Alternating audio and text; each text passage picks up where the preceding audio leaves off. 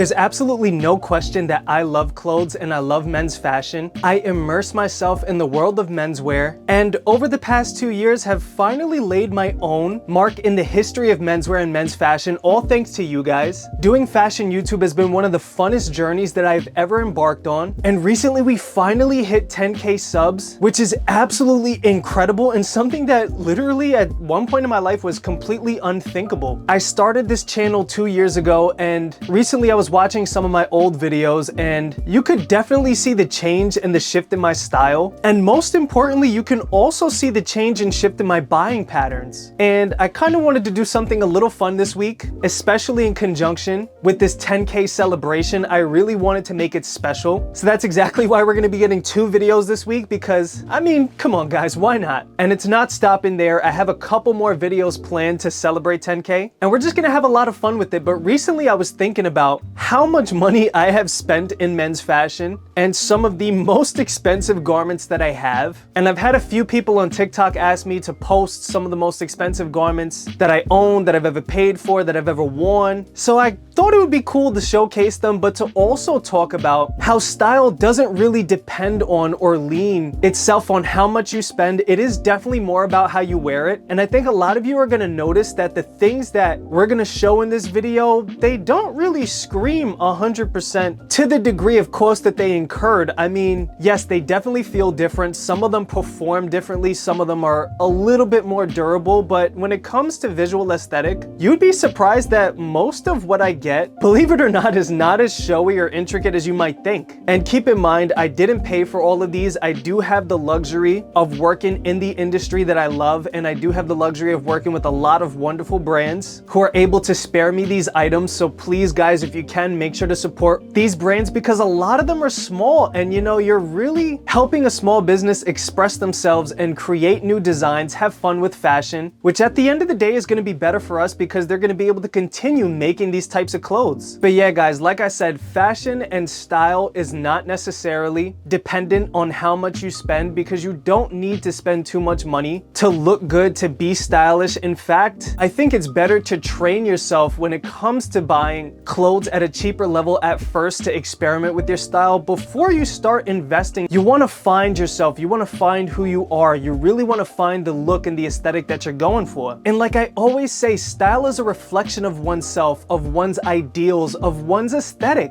But a lot of this stems from having a good state of mind, which is something that I always prioritize in my own life. And I've touched upon this a couple of times in my other videos, but today I really wanted to focus on the importance of maintaining your mental health. Admittedly, I have had my own struggles when it comes to mental health, and sometimes that can really affect the way that I view my style, the way that I put my outfits together, or the way that I feel when I step out the door. It was hard to get over this hump on my own, which is why I decided to seek some outside help. And I can definitely tell you guys, this was one of the best things that I had ever done in my life, not just for my style and expression, but for every facet of my life, which is exactly why I recommend BetterHelp, who is the gracious sponsor of today's video. BetterHelp is one of the most regarded mental health platforms with over 31,000 licensed professionals and therapists, in which they will match you with the best one for you. And the best part is, you can literally switch your therapist at any time. Truthfully, without online therapy, this YouTube channel in and of itself would not even exist. So that's why BetterHelp and I are giving you 10% off your first month, so make sure to use my link to take advantage of this sweet deal. But yeah guys, like I said, cost and expense is not synonymous with style and fashion. And I'm not doing this video to persuade you to purchase more expensive garments. I'm not doing that at all. I don't want you to think that. I want to stress that before we even get into the clothes, but I just thought it would be fun to kind of showcase what you get when you purchase something at a specific price tag. Starting off with the Nudie Jeans Ace Vintage Selvedge, which is a pair of jeans by Nudie that were a lot more of a passion project than anything else. This pair of Selvedge denim was made in Italy with 100% Japanese denim fabric. I believe this one is a red cast denim from the Kaihara mill, which is one of the most famous raw denim mills in the world. And these, from what I understand, were actually modeled after a vintage pair of Levi's that they had found in an archive, and meticulously mirrored the washing effect and the fading effect of these jeans. But with that, they gave a little bit more of like a wider straight fit, as opposed to what you would have normally seen seen in the 50s or 60s, because believe it or not, that denim was actually very slim, but these are a lot more of like a modern straight fit with a little bit more of that wider leg, which is becoming very popular. And this is some of the softest denim that I had ever felt, especially for Selvedge denim. And I have to say, the slub in the fabric is quite beautiful. I believe it's a 14-ounce denim, which is like the perfect midweight, and it's just got all of the details and the nuances that you would expect from a pair of Japanese Selvedge denim, coupled with Nudie jeans free repair guarantee on any of their products. These, if I remember correctly, I bought them actually myself with my own money at $500 when this YouTube channel was not popping at all, and I literally just bought them for content. I was like, yo, let's just see what happens. And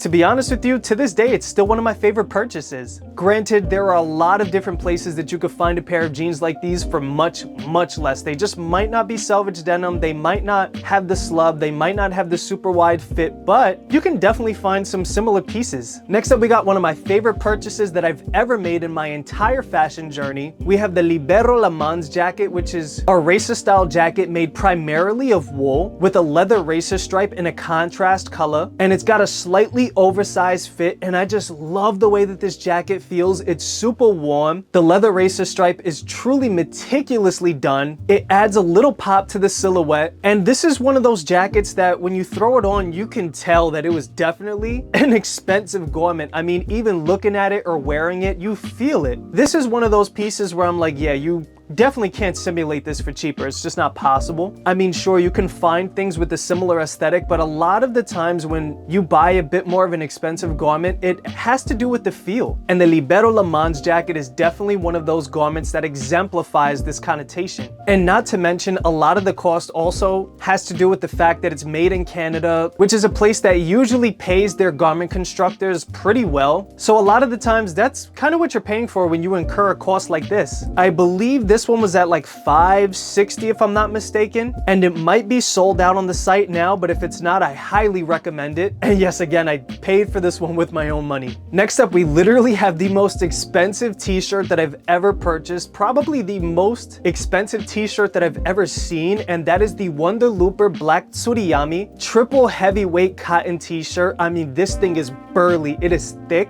It is one of the most insane purchases that I had ever made, but it is also one that I plan on doing again, because the Wonderlooper Tsuriama t-shirt at the triple heavyweight is something unlike anything I've ever felt in t-shirts before. It is probably the most luxury t-shirt that I've ever seen, that I've ever felt. Even for Japan, I mean, this construction truly impressed me. And when you're wearing this t-shirt, you basically feel like you're wearing armor, to be honest with you. Granted, even though it's so heavy and thick, it is still super soft. It is not at all what I thought it would be before I purchased it. It was way softer than I thought. This one, I believe, comes in at about $275 for one t-shirt. I might have gotten that wrong. I'll correct the price somewhere if it was wrong. But honestly, it truly is something, and if you can swing it, I would definitely try it at least once, because me, myself, I plan on having a couple of these in rotation because I love them. Next up, we got the Mercedes Formula One team Mitchell & Ness collaboration jacket, which is one of my favorite and most worn jackets for this winter. This is another woolen jacket, but they actually decided to attach leather sleeves to this jacket to give a little bit of contrast, even though it's maintaining that all black silhouette, which is also the reason why it is one of the most warm jackets that I've ever worn, in conjunction with the quilting on the interior of the jacket. I mean, this is just one of my favorite jackets that I've ever purchased. This one, I think I paid about $460 for it, and I wear this freaking thing like 3 times a week. There was a couple of weeks where I wore it every single day, especially when it was cold and we had some snowstorms in New York. This was my go-to jacket. It's a very simple, easily stylable, all black varsity jacket that you really just can't go wrong with.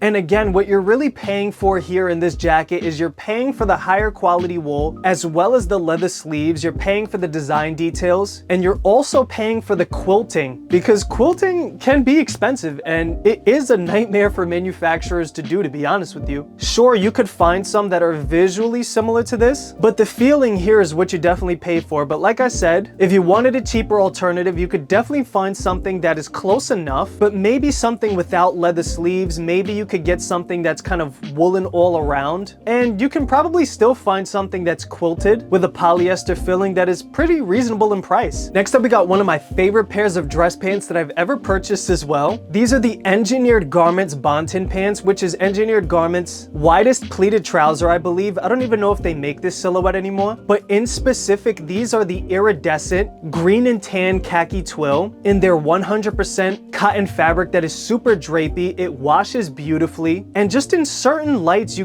definitely get a little bit of that green iridescence. Sometimes it has like a little bit of like a red cast over it, but it is another one of my most worn pants, especially in the spring summer, because it is lighter weight. It's super high rise and it's super wide leg, which is something that I love. I wear it all the time with this blazer here. I wear it with all different types of sports jackets. I wear it with t-shirts. I mean, it's just one of those pants you could wear it over and over again, and the details of the pant just speak for itself. I love the box pleat. I love the fabric. I love the height of the rise. And really what you're paying for here, I believe these were $360 or something like that. What you're paying for is that fabric, that iridescence, and you're also incurring some of the fabric cost, because for a wider leg and higher rise pant like this, you need a lot more work and you need a lot more fabric. But with that being said, there are definitely a lot of khaki pants that you could get from other places that are, quite frankly, a lot less. They just might not have the iridescent factor to it, but I believe DC White, a Japanese brand, has something like this. I mean, there's quite a few brands where you could get a khaki wide leg pant with some pleats in it. And last but not least, we have one of my grails, one of my favorites, probably my favorite pair of raw denim, just because of the significance of it and just because it's from my favorite raw denim brand of all time. These are the Sugarcane World War II 1943 Collectibles, which is a pair of jeans that is actually manufactured to be almost exactly like how the Levi's during World War II were actually made. I mean, everything from the flannelized pocket bags due to the shortages in fabric,